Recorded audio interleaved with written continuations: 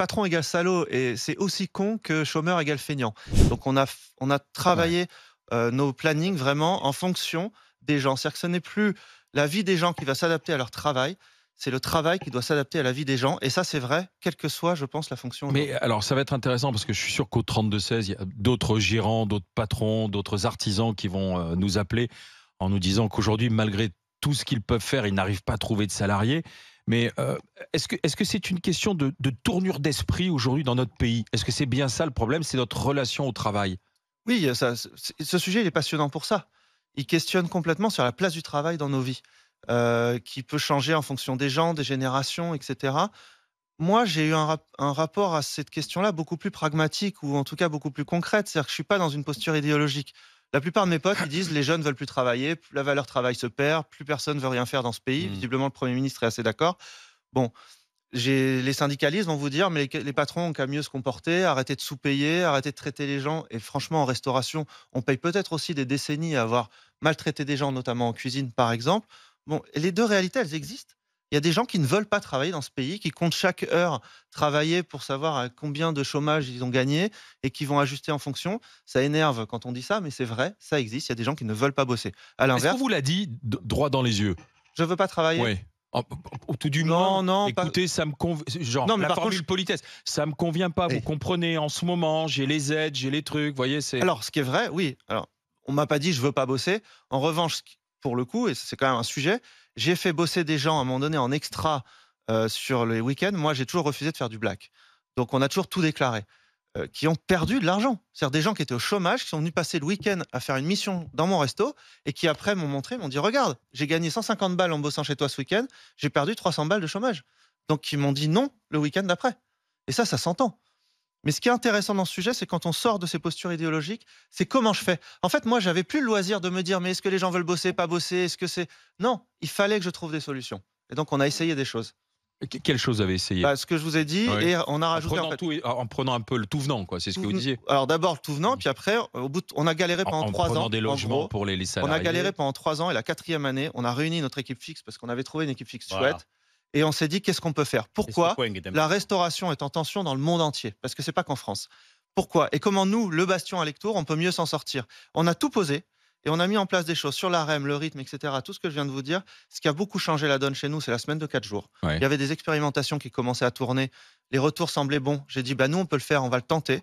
À partir du moment où on a mis 3 jours de repos consécutifs par semaine garantis, même en pleine saison, sur nos annonces, on s'est fait, nos boîtes mail ont explosé de demandes et on s'est retrouvés, nous, avec des listes Refuser d'attente. du monde. Donc la dernière année, on avait des listes d'attente. C'est-à-dire Do qu'on a pu recruter, D'accord. choisir, ça a tout changé. Bah, justement, ça, tu connais Et ça, Jérôme? évidemment, moi, je m'attacherai à cette partie-là du livre surtout et j'invite, les entrepreneurs à le lire parce que c'est une ode à l'optimisme, quoi.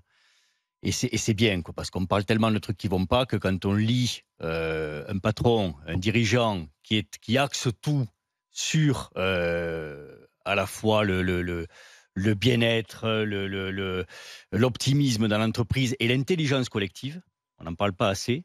Ça fait du bien, quoi. Et moi, ce bouquin, il m'a fait du bien. J'ai pas appris grand-chose parce que je suis entrepreneur aussi et tu l'as lu, on en parlait avant l'émission aussi. Mais par contre, le fait que, quand il était en crise et qu'il trouvait personne, il a réuni son personnel, il les a fait travailler dessus et il leur a demandé qu'est-ce que vous feriez aussi, etc. C'est-à-dire qu'il a tiré vers le haut avec l'intelligence collective et les solutions qui sont sorties de là ont amené à ce qu'ils refusent du monde au bout d'un temps. Donc, c'est le cloisonnement entre la direction et de l'autre côté les salariés, ça va à l'échec aujourd'hui. Et il le dit dans son bouquin, certes, les rémunérations, ça revient en tête de gondole, il faut en parler, etc. Mais ce que cherchent les gens, c'est aussi cette adaptabilité dont il a fait preuve. C'est-à-dire qu'on adapte l'entreprise aux salariés. Quand il a recruté des salariés à plusieurs reprises, c'était les salariés qui le faisaient passer à lui à l'entretien d'embauche, qui le regardaient, qui lui disaient « Mais qu'est-ce que vous allez faire, vous, pour me garder ?» Et il le dit, moi, ça me foutait dans une colère noire. Et puis, au bout d'un moment, j'ai compris que oui, le type a raison de se vendre comme ça parce que le problème, c'est moi qui l'ai. C'est pas lui. Les offres, il y en a Donc c'est partout, à la l'entreprise qui limite. s'adapte aux Donc, salariés aujourd'hui, plus le s'adapter, salarié mais à surtout l'entreprise. faire travailler l'intelligence collective. De là, on est plein de trucs. Juste un exemple. Il y a 2 jours, moi, j'ai posé sur le Facebook que l'on a avec tous les médecins qui sont avec nous, vos solutions aux déserts médicaux. En 2 heures, j'ai eu 155 propositions. Et ces 155 propositions, j'en ai fait 8 pages que j'ai filées au ministre 2 jours plus tard. Intelligence collective. Avec des trucs auxquels on n'avait jamais pensé. Donc c'est comme ça que ça marche aujourd'hui. On ne peut pas tout seul trouver toutes les solutions. Et quand un patron te dit, vous allez travailler là-dessus, vous allez trouver des solutions avec nous. Moi, je le fais avec mes infirmières, mes aides-soignantes dans l'établissement. Souvent, on a un tel souci, on leur dit, tiens, essayons de travailler ensemble et qu'est-ce qu'on peut faire pour ça? En fait, ça vient exprimer un truc salaud, patron égale salaud, et c'est aussi con que chômeur égale feignant. Ce que j'aime pas du tout dans ce qu'a dit François Bayrou, qui a raison sur le fond. Il y a trop de Français qui ne travaillent pas. Donc quand il dit ça, il a raison, c'est factuel. On a un système, on a un budget qui repose sur le travail, globalement. Donc quand il y a tant de gens qui ne travaillent pas, forcément, on doit le regarder. Ce qui ne me plaît pas du tout, c'est très stigmatisant d'abord, on ne sait pas trop pourquoi. Et je pense qu'il y a quelques auditeurs qui, à mon avis, ont dû être très choqués parce qu'ils se sont dit, voilà, on entend, là, ils cherchent du travail depuis des mois et des mois, activement, ils ne trouvent pas. Donc quand on lui dit, vous ne travaillez pas assez, je pense que c'est un peu gonflant. Moi, ce que j'attends d'un politique, c'est pas juste de nous dire les Français travaillent pas, c'est pas juste de nous dire faut faire des économies, parce que ça, n'importe quel élève de CM2 est capable de dire que quand on perd de l'argent tous les ans, il faut faire des économies. Oui, bien sûr. Ce que j'attends, c'est un projet sociétal. Avant de dire il faut travailler 2 ans de plus avant d'avoir droit à la retraite, c'est qu'est-ce qu'on fait de gens comme Philippe? Qu'est-ce qu'on fait? Comment on fait pour que quelqu'un de 59 ans ait un boulot et quelle est sa place dans l'entreprise? Il faut un projet de société. Je suis persuadé que les Français sont prêts à faire beaucoup d'efforts, mais ils ont besoin de comprendre pourquoi.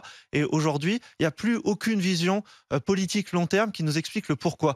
Et je le dis, et moi ça me touche, parce que dans nos boîtes, on doit le faire. Moi, en tant que patron, je ne peux pas aller voir mes salariés en disant il faut serrer la ceinture, il faut dépenser moins, il faut travailler plus. Non, moi, il faut que j'arrête de faire en sorte, il faut que je trouve des solutions pour qu'ils fassent plus la gueule, il faut que j'apporte de la joie, et il faut que je leur montre un chemin.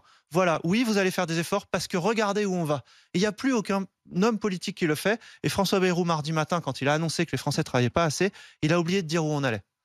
Barbara Lefebvre. Et je remercie Philippe d'avoir été avec nous. On va vous mettre en contact avec Julien Lefebvre. Julien Leclerc. Décidément. Je l'ai mérité, c'est normal.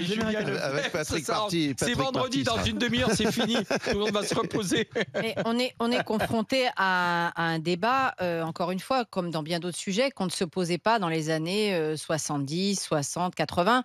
Moi, je me rappelle, mes parents, ils n'ont pas toujours fait des métiers qui leur plaisaient, mais jamais ça leur serait venu à l'idée de se dire, même de se plaindre de leur boulot ou de dire le travailler, c'est horrible, etc. Aujourd'hui, et c'est une avancée, bien sûr, d'écouter les attentes individuelles, etc. Mais travailler, c'est par nécessité s'inclure dans un collectif. Au service de l'entreprise, au service même de la mission de service public que vous pouvez avoir, parce qu'on rencontre la même problématique dans le service public.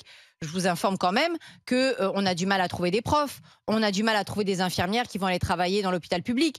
Il y a même des médecins qui sont formés dans l'hôpital public et qui, dès qu'ils le peuvent, vont aller travailler dans le privé. Et même dans le privé, c'est dur pour eux. Donc aujourd'hui, dans toutes les couches, que ce soit le privé ou le public, on n'arrive pas à faire se rencontrer véritablement les attentes individuelles que notre société met au sommet de tout, parce que l'individu est au sommet de tout, et évidemment les desiderata de chacun, chacun a sa petite vie. Comment on peut s'inclure dans du collectif? Et ça va sur d'autres sujets, sur le politique, sur le social et sur l'économique et l'entreprise. Donc aujourd'hui, je me demande à un moment, est-ce que on va pas être obligé de revenir à cette sacralisation de l'individu? J'entends que les gens, on doit plus les écouter, l'intelligence collective, etc. Mais il y a un moment, il y a des impondérables. Et les intérêts de l'entreprise, comme les intérêts des missions de service public, ça passe au-dessus du fait que j'ai besoin de 15 à 17 d'aller voir mon amant, ou que j'ai besoin absolument d'aller chercher mes gosses à l'école. C'est important. C'est important d'aller chercher ses enfants à l'école, je suis d'accord avec vous. Donc, est-ce qu'à un moment, on ne sera pas obligé de revenir sur cet individualisme à tout crin qui fait que vous ne trouvez pas du boulot, mais qu'on ne trouve pas non plus des profs, alors qu'on nous prétend par ailleurs que c'est des métiers dans lesquels, soi-disant, on est dans le confort. Je parle pour les des profs. métiers passion.